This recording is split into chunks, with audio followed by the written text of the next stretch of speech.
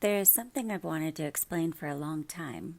Not just what healing feels like, but what it actually looks like. Because I think many of us spend years believing we choose the life we're living, when the truth is, many of us are simply walking the only road we've ever known. Imagine a little child, maybe 6 years old, standing quietly at the edge of two paths. One path is open, bright, peaceful. The other disappears into trees, not frightening, just unfamiliar. The child doesn't know where either road leads. They aren't old enough to choose.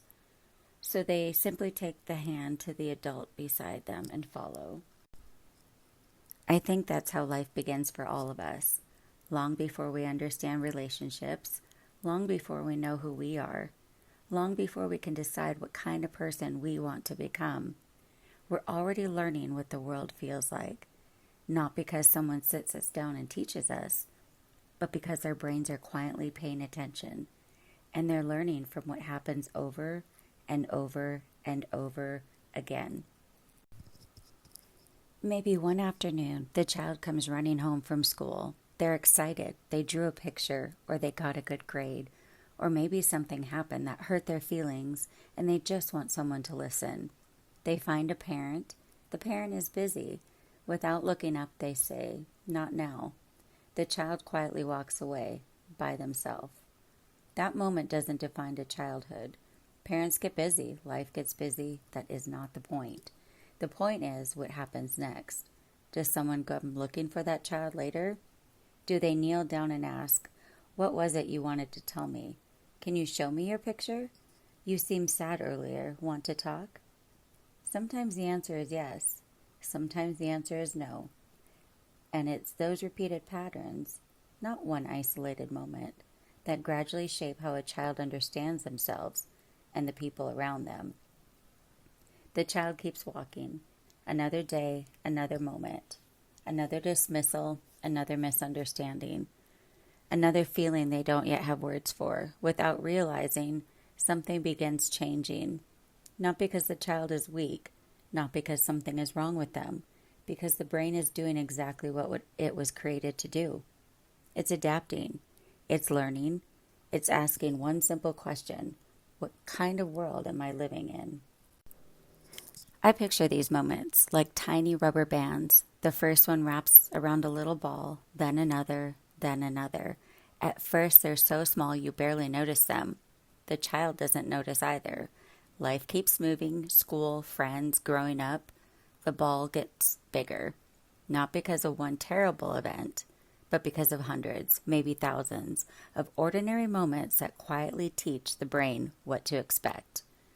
As the child grows older, they begin making choices. At least it feels like choices. They may become the people pleaser, or the perfectionist, or the one who never asks for help, or the one who always tries to make everyone else happy. Someone else may withdraw. Someone else may look for comfort in shopping, alcohol, work, achievement, relationships, or anything else that briefly quiets the ache inside. Those paths aren't the same for everyone, but many of us spent years trying to make the weight feel lighter, not because we're broken, because we're carrying something we don't understand yet.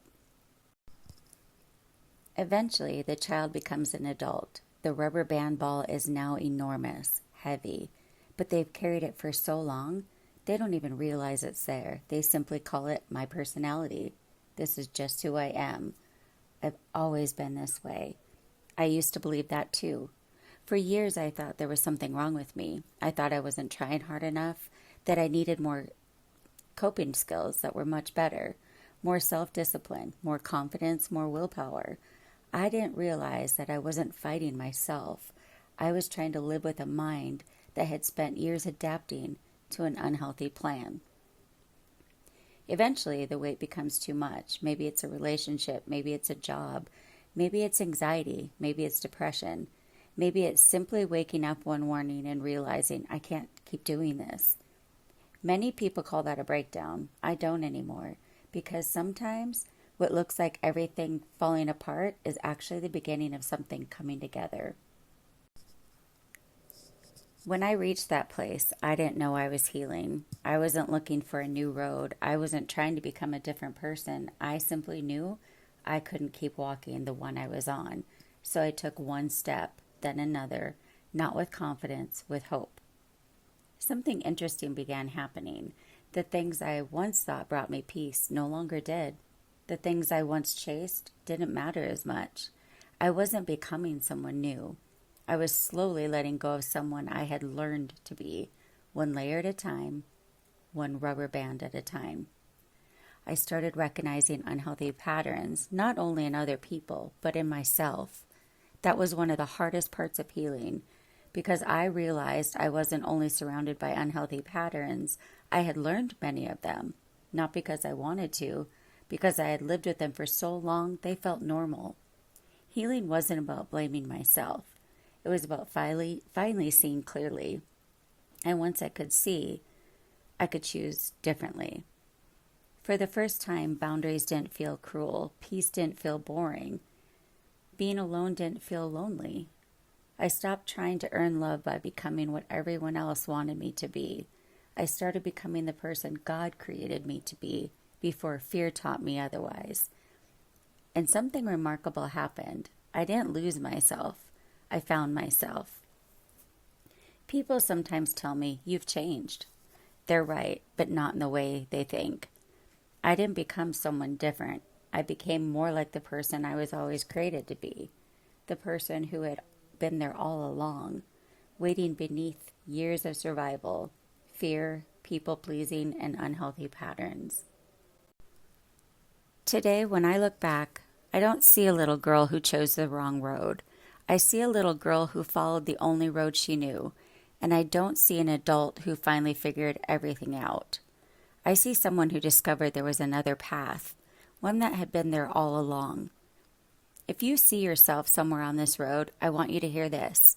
You are not behind, you are not broken, and you are not doomed to keep walking the same path forever.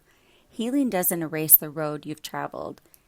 It helps you recognize that another one exists, one step at a time, one choice at a time, and one layer at a time. This is not just my story. It may not be your exact story either. But if you've ever wondered why certain patterns felt so familiar, or why healing seemed to begin long before you realized it, perhaps it's because somewhere along the way you stepped onto a different road. You just hadn't turned around yet to see it. So if today feels like the beginning, if all you can do is take one small step, take it.